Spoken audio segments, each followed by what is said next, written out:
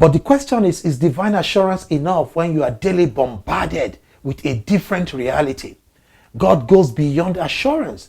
God recognizes that it's not enough for him to give Abram a promise. Abram must be helped to receive the fulfillment of God's promise. Each day, the disciples sat, ate, and walked with Jesus. They noticed how he practiced prayer like a lifeline. So the disciples asked to be taught how to pray. And Jesus began by saying, "When you pray,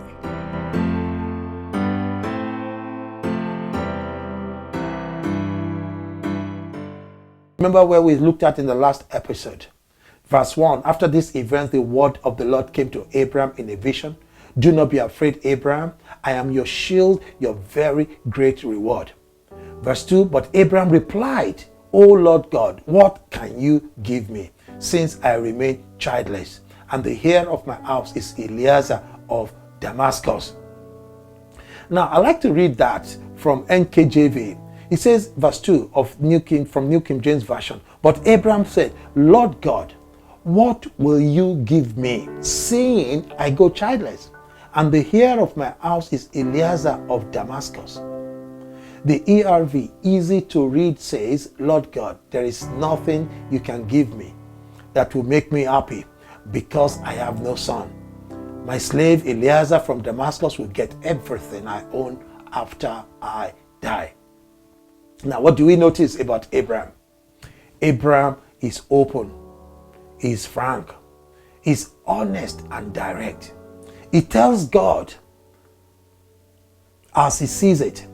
God tells him, I am your shield. Abram replies, I hear you, but I have no son. God says, I'm your exceedingly great reward. Abram says, yes, Lord, I hear you, that you are my exceedingly great reward, but what I see is a servant as my heir. Basically, Abram is saying, God, there's a conflict between what I hear from you and what I see around me. Abram does not use any figure of speech in his conversation with God. He is as direct as he can be. Abram sees his prayer closet as a place of intimacy where he can. The question is, can I be frank with God? Can you be frank and direct with God? Can you be naked before God and not be ashamed? We should. God is one before whom everything is naked. Know this and know peace. Abram seems to realize there's no need to be mealy-mouthed before God. He says it as he sees it. God knows our hearts. Before the worlds are formed, he knows them. He is fully aware of the condition of our hearts. God knows all things. Our place or moment of prayer won't be a place of revelation for him. Abram speaks freely with God, and so should you, and so should I. Does anything stop you from being open, from being free, from being direct and frank in prayer? Prayer, at the end of the day, is God's invitation. He has invited us in Jeremiah 33:3.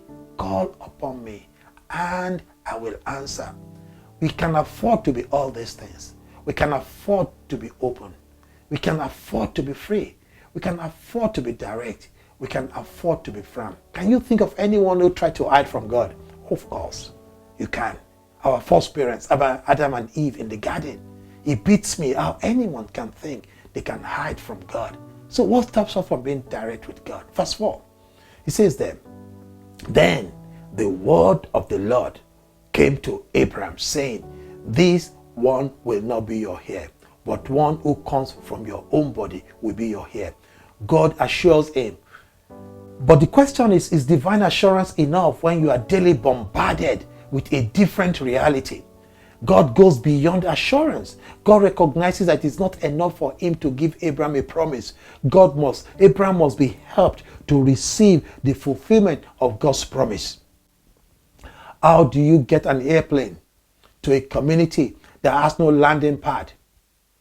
What do? You prepare them to receive the airplane by first working with them to build a landing pad. That's all you do. God helps Abram to see things differently. How does he do it? Verse 5.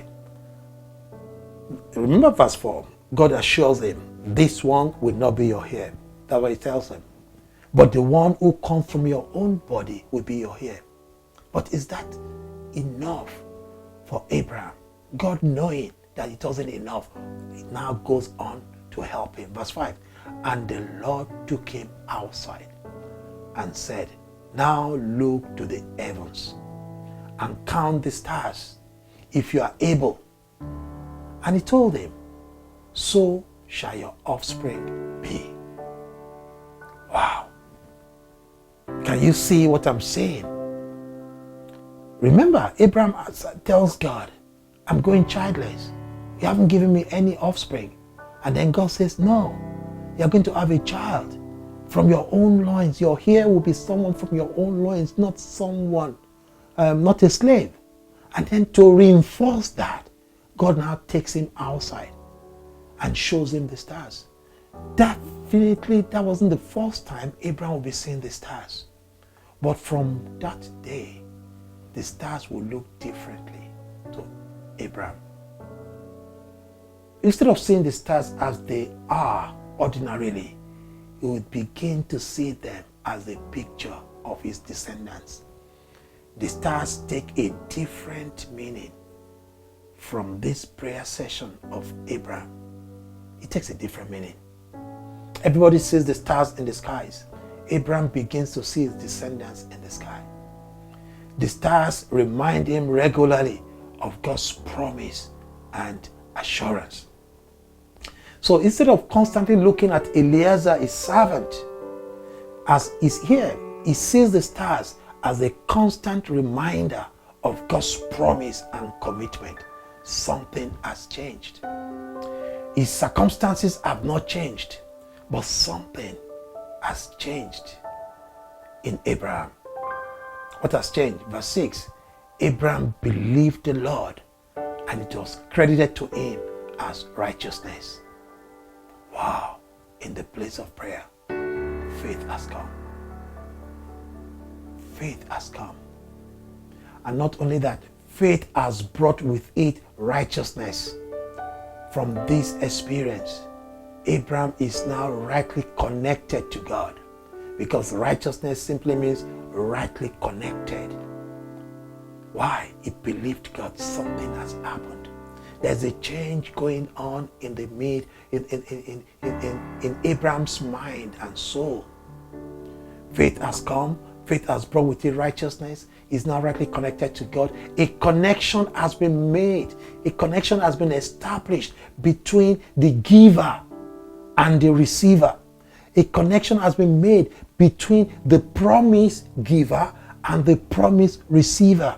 A provision has been made between he who made the promise and to whom the promise was made. An highway has been created for the promise to be delivered. That's what has happened there. Where? In the place of prayer. Prayer is much more than getting God to do, but more importantly, it is being prepared to receive what God has given. Can you see why you can't outsource prayer? Can you see why I can't outsource prayer? Because prayer prepares us. Effective prayer. Scriptural prayer. The place of scriptural effective prayer is a place of preparation to become receivers of what God has made available. Abram went in wondering what God could give him. He came out believing. He came out with faith. He came out with righteousness. His situation in the natural has not changed, but he has changed. Why? He now sees things differently. He sees the stars differently. He believes God. He's now correctly connected to God. Righteousness has come. In the language of Jeremiah, chapter 33, verse 3, Abram now knows what he did not know before. He now knows that he will have a son. He now knows that his descendants will be many. He now knows why in the place of prayer. Jeremiah 33:3 says, call upon me, I will answer you. He not only does he now know that, he also knows that his age and Sarah's age does not matter. He now knows that his son from his own loins will survive him. He comes out from this place of prayer, believing God. So the place of prayer is a place where we believe God. We allow God to rub off on us. We listen to God. We hear God. We ask questions. Abram starts by asking questions. He says, Lord, I go childless. He starts by being very open. He starts by being frank. He starts by telling God how he sees things. And God can handle that. And God shows him, helps him to get faith. He begins to see things differently. The place of the stars differently. And what do we need to see differently? May God open our eyes in the place of prayer, so that when we come out from the place of prayer, we are stronger than we really are.